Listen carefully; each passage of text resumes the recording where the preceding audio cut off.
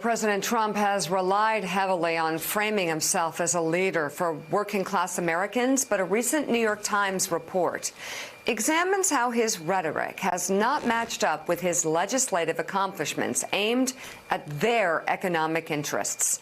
As an example, the Times cites that while the president was recently lashing out at the 4 progressive Democratic congresswomen, House Democrats were passing a minimum wage bill with little Republican support and even less hope of clearing the Senate. The paper says on that same day, Trump fired off a hasty announcement naming Eugene Scalia as his new Secretary of Labor. Scalia has a long record of representing companies that have pushed back against unions and tougher labor laws. The Times says the two events offered a reminder not only of what the president was interested in, racially driven grabs of media attention, but also of what he was not, governing the way he campaigned in 2016 and co-opting elements of the Democrats' populist agenda to drive a wedge through their coalition. Since becoming president, Trump has largely operated as a conventional Republican by cutting taxes that benefit high-end earners and companies and rolling back regulations on corporations. The piece poses the question it says many Democrats worry about: what Trump's re-election chances would look like if he pressured Senate Majority Leader Mitch McConnell into passing bipartisan measures to spend billions of dollars on infrastructure, lower the cost of prescription drugs, and increase the minimum wage. So, you know, it's very interesting. Jake Sherman, listen, I understand what the Times is saying about Eugene Scalia. Ain't nobody in Youngstown, Ohio, going to care about Eugene Scalia. What they're going to care about is, and I know Democrats are going to be doing this because it would be political malpractice if they didn't. Donald Trump promised working-class Americans better health care coverage. He hasn't delivered it. He's promised lower premiums. He hasn't delivered it. He promised lower deductibles. He hasn't delivered it. He promised better health care for everybody and the protection of pre-existing conditions. He's still doing that despite the fact he, his lawyers, Republican lawyers around America, are suing every day to try to stop that. And then, of course, I think the most damning thing is his tax cut, which was made just hundreds of billions of dollars for multinational corporations and the richest 0.1% in America. After he signed it, he went down to Mar-a-Lago and talked to a bunch of billionaires down there at dinner that night and said, hey, I just made you guys a lot of money. I don't think that's going to play well in Youngstown in 2020. I think you're right, and I think it goes to a larger dynamic and a larger truth about Trump, which is that he won a lot of Midwest states. Let's leave aside Ohio and say, you know, the upper Midwest, Wisconsin, Michigan, states like that, on a promise that he was uniquely qualified to solve these problems. This was not an undertone of his campaign. This was a main message of his campaign, that he was somewhat suited to break the logjam on these complicated issues like healthcare, because he understood working people and he understood how to break complex negotiating situations like Washington. Do people still believe that? I don't know. I mean, that's going to be, I think, a central question in 2020. And on that New York Times story, I cannot tell you how many people in the White House, in Trump's orbit, and on Capitol Hill, who have said to me or agreed with the point that, man, it's really a blown opportunity because this is a political figure, a rare political figure that has two incredibly unique dynamics going on for him. Number one, he's bereft of any real intellectual and ideological core. It's not a criticism, that's just a fact. He does not have any real firmly held beliefs like other presidents do. And number two, he has a unique ability that his entire party marches lockstep behind him on pretty much anything he says. So those two things put together, and he said this to me when I interviewed him for my book that came out a couple of months ago. He said, I have 90% approval rating in the Republican Party, so I could really work with Democrats to do what's right. Now, I don't know why he thinks working with Democrats is what is right and not Republicans, his own party, but it's a unique insight into his mind that he believes he has such high approval ratings with his party that he could work with the other party and have his party follow him. Like yesterday, a $320 billion increase in spending, something Republicans had campaigned against for the last decade and going back to when you were in Congress. So 25 years. Listen, right.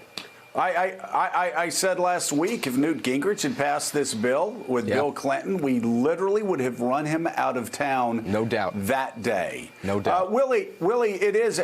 Jake brings up such a great point. Here's a guy who doesn't believe in anything ideologically. Before he ran for president, he was pro-choice, aggressively pro-choice. He was pro-gun control.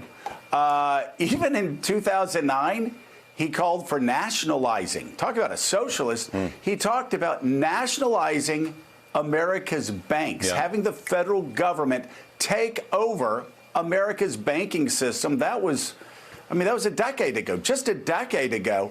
So he doesn't believe in anything. And he also has people that have literally followed him off a cliff. They're even making chants and cheers that would have you might have been able to hear in Nuremberg, telling people to go back home that were actually citizens. So they'll follow him wherever he goes. So the question is, why doesn't he push them to better health care coverage? Why is he trying to take away pre-existing conditions? Why is he trying to take away health care coverage for working class Americans? Or passing a giant tax cut that doesn't help working class Americans. You could go down the list. And, the laugh line of the campaign was I could shoot somebody on Fifth Avenue and they'd still all support me. Boy, we've learned over the last 2 years that's probably literally true, that his core is that strong of support that they would follow him in that direction. I guess the question for him, Jeremy, is how do you expand that? So you're talking to your 39-40%, but to win a presidential election, he's going to need to do more than that. Is he even interested in doing that? Does he know how to do that, or does he know just how to go to a rally and tell people what they want to hear? He's not interested in doing that. And he will be incapable of doing that. Susan talked earlier about his ceiling.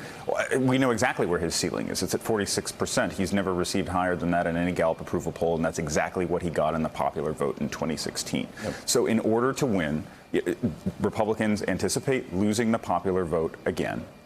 In order to overcome that, what they have to do, what the Trump campaign's plan is and what the RNC is already spending tens of millions of dollars doing, is identifying people who are not regular voters, who are non-voters, in rural areas in Michigan, Wisconsin, the industrial Midwest, so that blue wall, again, has some cracks in it. Now, this is not a sure bet by any means because Trump has lost so much support in the suburbs. He's also lost support in those swing counties that really helped deliver him the Electoral College victory in 2016. So this is tough, and it's really expensive. So that's why the RNC, it's such a big deal that they have raised as much money as they have. Donnie, we're talking about, again, some of the mysteries around Donald Trump and why he chooses to just stay at 40%, 41%, 42%.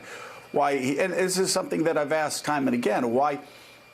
He spent his life contributing to Nancy Pelosi. He spent his life contributing to Chuck Schumer, to Rahm Emanuel, to the National Democratic Party. I mean, he was far more comfortable with these people than he was with Republicans. In fact, he had contempt for conservative Republicans and what he called, quote, right-wing Christians. Just had complete contempt for those people. And yet here, he's had this opportunity. He hasn't taken it. You've known Donald for 10, 11, 12 years. And Judge Andrew Napolitano, Fox News senior legal analyst, put something up on Fox News talking about how he says that he had known Donald Trump personally since 1986. The private Trump I knew was funny, charming, and embracing. That is not the public Trump of today. It's the same thing that I've said to people who asked, who Donald Trump was. I said, well, I'll tell you what I saw and what Mika saw for 12 years privately. But Andrew Napolitano goes on to say that Donald Trump has now raised the terrifying specter of unleashing hatred. And to be fair, Judge Napolitano has been critical of Donald Trump pretty consistently when he deserved that criticism. And so that remains a mystery. Why does Donald Trump only want to stay at 40%? He knows he will never get to 50% being a bigot. He knows he will never get to 50% saying things that fascists applaud him for saying. And yet he stays in that that narrow casting role. I will never understand why. This is the one thing about criminal Trump that I still don't have an answer for. Came on the show the day after the elections. As I often am, I was wrong, because what I said was, don't worry as much as you think, because his desire to be accepted and liked and his megalomania is going to force him to pivot. Not force him. It's like he's got those 40%. It's obvious what he's going to do now. He doesn't want to be shunned by the big cities. He doesn't want to be shunned by the celebrities. He doesn't want to be shunned by media folks. But I couldn't have been more wrong. Having said that, I do want to still give a dire fear warning, because he is such hold on 1 second, Donnie, because you just made a great point. I want to double back that for a second, and then you can talk about your fears. That's exactly what I thought. I thought his need to be accepted and desired when he went over to the New York Times, when he was trying, after he got elected, trying to put out a peace offering. I said, okay, that's the Trump. He's got his 40% no matter what he does. So now he's going to try to expand to 50%. But you see what he did in Charlottesville. He boiled it down. You see what he did this past week. He's boiling it down. He's constantly boiling it down. He's constantly making politics a game of subtraction instead of a game of addition. Now, by the way, we can talk to Reverend Al about this, too, who's known him for a long time. Rev, you were at boxing. And I'll get back to you for a second, Donnie, because Donnie's going to talk about locusts descending from the heavens and eating flesh from our bones. And we'll get back to that in a second. It's important. But, Rev, I remember saying that after one debate, one of the Republicans looked like Michael Spinks with their hands to their side. And Tyson, the Tyson character, was Donald Trump. And I said, do you remember that fight? You said, yeah, I was there with Donald Trump. Like, that's right. Trump was a personable guy. He hung out with a lot of people in Manhattan. And as far as race goes, my gosh, you go back, there's, as you know very well, there are a lot of hip-hop stars that were pretty darn close to Donald Trump. It's what's so bizarre about where we find ourselves today. I think all of us felt that Donald Trump wanted to be popular and lionized by a broader base, that he himself settled for just being the hero and the sole focus of a small silo. You and I, Joe, in our lifetimes have worked around show business, and you still are doing a good job there. And there's a difference between a rock and roll artist who says, I'd like to be mainstream, but I'm going to stay and be the king of rock and roll. Or a soul artist saying, I'd love to be mainstream, but I want to be the king of soul. He wants to be the king of that 40% because they accept him warts and all. He doesn't have to correct his behavior. He can stay within his own comfort zone. And he has to give up a little of his real raw personality to go to that broader base, because that might mean he has to act in a way that is uncomfortable and disciplined for him. And I think he has decided to embrace that small silo and say, I'm going to be Elvis to the rock and rollers. I don't care what the Sinatra crowd says. I'm going to be James Brown to the soul artists. I don't care what the Johnny Mathis crowd says, if I were to use entertainment analogy. I think it's not a winning strategy political, but it's a comfort zone for Donald Trump. Joe, let me just go to my fears. Exactly. Here's my fear. Because he is such a slimy transactionalist. We're talking still about 16, 18 months before the election. My fear is because he is tied to nothing.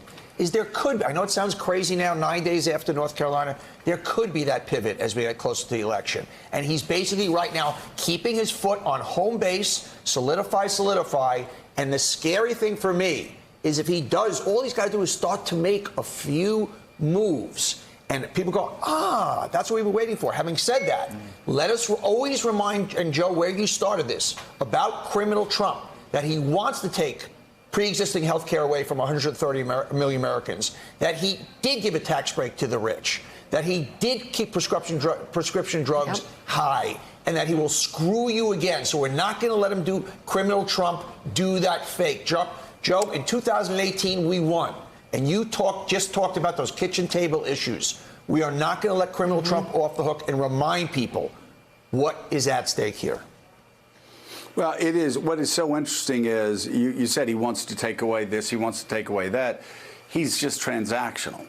You look at race. Do anything. When he thought he could get buzz by attacking the Central Park, the so-called Central Park Five, that's what he did to grab headlines.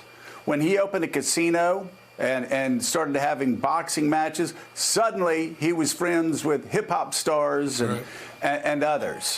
He dated a few African-American women even into this century. Then, when he decided that he could be a bigot publicly again, like he had been in the past, to get a foothold in the Republican Party, that's what he did. Suddenly, he became a bigot. And he's continued to narrowcast. And Susan Page, for all of us who think that this narrowcasting is going to defeat him, I know you don't think that, I just remind everybody of one number, and that is 37%. 37% is a number that everybody in the White House will repeat when you talk to them about Donald Trump's re-election chances, because 37% was Donald Trump's approval rating the last time Americans went out to the polls to vote for him in 2016. And at the end of the day, he was the next president of the United States. And, early on in his presidency, there was concern among some Democrats that he could deliver on things like a big infrastructure bill, which Democrats would be inclined to also support. But he hasn't done that. And I think we may be overestimating his confidence in his ability to expand his base. I mean, the fact is, Donald Trump has been pretty sensitive to criticism on Fox News when he's tried to do something that might broaden his support, and then retreated back to his base politics. And that says to me that he does not feel, in some ways, despite his rhetoric, completely empowered to do things that might upset those core supporters who have been with him. Thanks for checking out MSNBC on YouTube, and make sure you subscribe to stay up to date on the day's biggest stories. And you can click on any of the videos around us to watch more from Morning Joe and MSNBC. Thanks so much for watching.